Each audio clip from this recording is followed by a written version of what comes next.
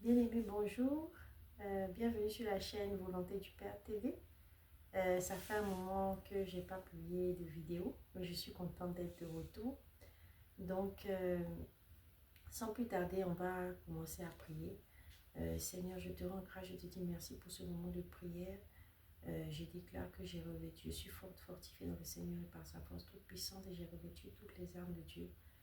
La vérité pour ceinture, la cuirasse de la justice, les chaussures du zèle de l'évangile de paix, le bouclier, la foi, le casque du salut, l'épée de l'esprit qui est la parole de Dieu. Grâce à ça, j'ai revêtu toutes les armes de Dieu et l'amour de Dieu aussi est répandu dans mon cœur par le Saint-Esprit qui m'a été donné. Grâce à ça, je suis en communion avec le Saint-Esprit. Donc, Seigneur, grâce à tout cela, je fais ta volonté. Et mon frère, ma soeur qui va écouter cette vidéo, Seigneur, ce n'est pas moi qui vais parler, je m'efface.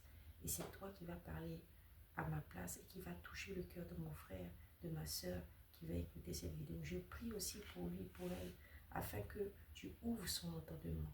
Dans le nom de Jésus, que son intelligence soit ouverte, afin qu'il ait la révélation des Écritures, afin que cet échange, ce partage de la parole de Dieu puisse transformer, puisse changer sa vie, afin cela puisse l'aider à accomplir ta volonté sur terre. Dans le nom de Jésus-Christ de Nazareth, j'ai prié. Amen. Donc, mon frère, ma soeur, on continue avec cette série sur le baptême. Donc, la dernière fois, on avait vu le timing du baptême. On avait dit qu'il n'y a pas un timing particulier. Dès que tu as cru, l'idéal, c'est que tu sois baptisé. Maintenant, on va s'intéresser en quel nom on est baptisé, en fait.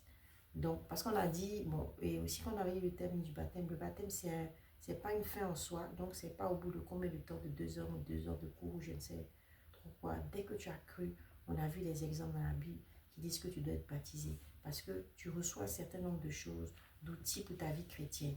Et on va voir ça encore plus en détail après. Donc, on va s'intéresser à savoir,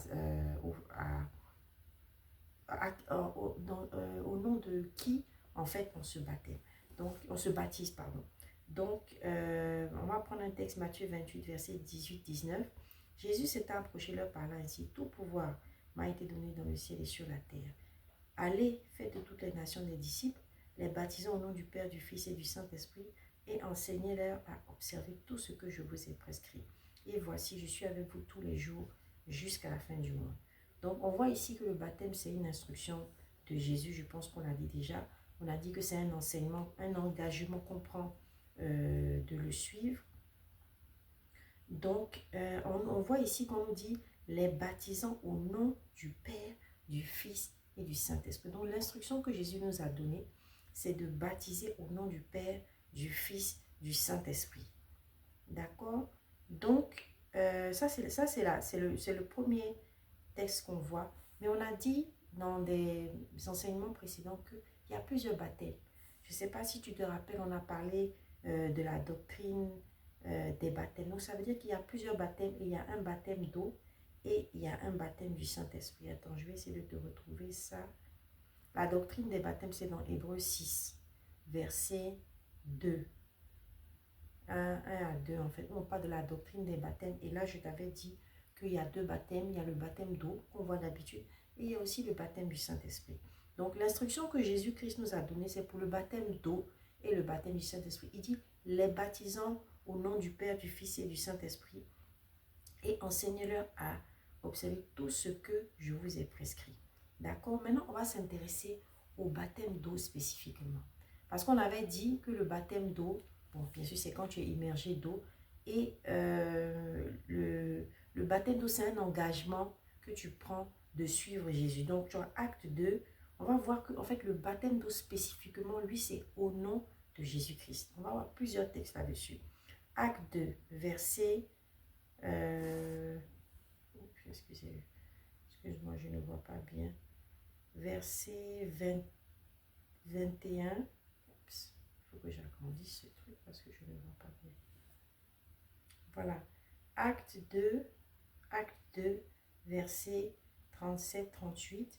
On dit, le verset 38, Pierre leur dit, repentez-vous et que chacun de vous soit baptisé au nom de Jésus-Christ pour le pardon des péchés et vous recevrez le don du Saint-Esprit. Donc, il te dit d'abord, repentez-vous et vous serez baptisés au nom de Jésus-Christ pour le pardon des péchés et vous recevrez le don du Saint-Esprit. Donc là, d'abord, il te dit, vous serez baptisés. Donc le verset acte 2, verset 38 nous dit, Pierre leur dit, repentez-vous et que chacun de vous soit baptisé au nom de Jésus-Christ pour le pardon des péchés et vous recevrez le don du Saint-Esprit. Donc le don du Saint-Esprit va venir dans un second temps quand ils vont recevoir le baptême du Saint-Esprit. Et puis après on a dit au verset 41, ceux qui acceptèrent sa parole furent baptisés. En ce jour-là, le nombre des disciples s'augmenta d'environ 3000 âmes. On va voir un autre texte où c'est un peu plus clair encore. Acte 19, verset 2. C'était quand Paul était à Corinthe, Apollos était à Corinthe. Paul, après avoir parcouru les hautes provinces de l'Asie, arriva à Éphèse. Ayant rencontré quelques disciples, il leur dit, verset 2, avez-vous reçu le Saint-Esprit quand vous avez cru? Ils lui dirent, non, nous n'avons pas, même pas entendu dire qu'il y a un Saint-Esprit. Verset 3, donc on va aller jusqu'à verset 6. Alors Paul dit, Jean a baptisé du baptême de repentance, disons au peuple de croire en celui qui venait après lui, c'est-à-dire en Jésus. Sur ces paroles, ils furent baptisés au nom du Seigneur Jésus. Lorsque Paul leur eut imposé les mains, le Saint-Esprit vint sur eux et ils parlèrent en langue et prophétisaient. Tu vois, sur ces paroles, ils furent baptisés au nom du Seigneur Jésus. Maintenant, après, on dit, lorsque Paul leur eut imposé les mains, le Saint-Esprit. Donc, c'est comme ils ont été baptisés d'eau. Après, maintenant, Paul leur a imposé les mains, ils ont été baptisés du Saint-Esprit et ils ont parlé en langue. Donc, quand ils ont été baptisés d'eau, c'est au nom du Seigneur Jésus. On va prendre encore un autre texte. C'est beaucoup, on retrouve ça beaucoup dans Actes. Acte 8, verset 12. Mais quand ils eurent cru à Philippe qui leur annonçait la bonne nouvelle du royaume de Dieu du nom du Seigneur de Jésus-Christ, hommes et femmes se firent baptiser. Verset 13. Simon lui-même crut et après avoir baptisé, il ne quitta plus Philippe. Et il voyait avec étonnement les miracles et les grands prodiges qui s'opéraient. Ceux-ci, arrivés chez les Samaritains, prièrent pour eux afin qu'ils reçussent le Saint-Esprit, car il n'était encore descendu sur aucun d'eux. Ils avaient seulement été baptisés au nom du Seigneur Jésus. Alors Pierre et Jean leur imposèrent les mains et ils reçurent le Saint-Esprit. Donc on dit, car il n'était descendu sur aucun d'eux, ils avaient été seulement baptisés au nom du Seigneur Jésus. Donc tu vois là même encore que c'est très clair. Que ça veut dire, on parle de personnes qui ont été baptisées du Saint-Esprit. Parce qu'on a dit, ceux-ci arrivés chez les Samaritains prièrent pour eux afin qu'ils reçussent le Saint-Esprit, car il n'était encore descendu sur aucun d'eux. Ils avaient seulement été baptisés au nom du Seigneur Jésus. Donc on parle de personnes qui ont été baptisées du Saint-Esprit. Et on parle de personnes qui ont été baptisées d'eau, donc au nom du Seigneur Jésus-Christ. Et maintenant on a prié pour eux afin qu'ils reçoivent le Saint-Esprit, donc qu'ils soient baptisés du Saint-Esprit. Donc tu vois, ça montre que quand tu es baptisé d'eau, en fait tu es baptisé au nom du Seigneur Jésus. Et ça confirme ce qu'on a dit avant, que quand tu fais le baptême, c'est un engagement pour suivre le baptême d'eau. D'abord, c'est un engagement pour suivre Jésus. Donc tu es baptisé au nom du Seigneur Jésus. Et on va voir encore pendant le baptême, après, qu'est-ce que tu reçois pendant le baptême d'eau. Donc acte 10, tous les fidèles circoncis, acte 10, verset 45 à 48. Tous les fidèles circoncis qui étaient avec Pierre furent étonnés de ce que le don du Saint-Esprit était aussi répandu sur les païens, car ils les entendaient parler en langue et glorifier Dieu. Alors Pierre dit, peut-on refuser l'eau du baptême à ceux qui ont reçu le Saint-Esprit aussi bien que nous? Et il ordonna qu'ils fussent baptisés au nom du Seigneur. Donc on dit, peut-on refuser l'eau du baptême à ceux qui ont reçu le Saint-Esprit? Et il ordonna qu'ils fussent baptisés au nom du Seigneur. Donc ça veut dire que quand ils ont été baptisés d'eau, c'était au nom encore du Seigneur Jésus. Ça vient confirmer. Et le dernier verset, Romains 6, verset 3 à 4. Ignorez-vous donc que nous tous qui avons été baptisés en Jésus-Christ, c'est en sa mort que nous avons été baptisés. Nous avons donc été ensevelis avec lui par le baptême en sa mort, afin que comme Christ est ressuscité des morts par la gloire du Père, de même nous marchions en nouveauté de vie. Donc on avait dit même dans un des cours que quand le symbole du baptême, en fait, c'est la mort, tu rentres dans l'eau et c'est la résurrection, tu ressors. Et c'est ça, on te dit que donc le baptême, nous avons été ensevelis par le baptême en sa mort. Donc on te parle ici du baptême d'eau aussi. Nous tous qui avons été baptisés en Jésus-Christ, c'est en sa mort que nous avons été baptisés. Donc tout ça pour clarifier en fait, parce que très souvent on entend dans les baptêmes, je te baptise au nom du Père, du Fils, du Saint-Esprit. Bon, ça c'est l'instruction que Jésus nous a donnée, mais on comprend en fait qu'il y a deux baptêmes.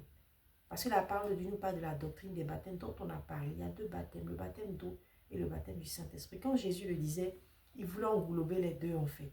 Que quand tu vas être baptisé d'eau, baptisé du Saint-Esprit, ça sera au nom du Père, du Fils et du Saint-Esprit. Même le Saint-Esprit, on va voir bien après aussi dans les détails, bien clairement avec les Écritures, qu'est-ce que le Saint-Esprit en fait.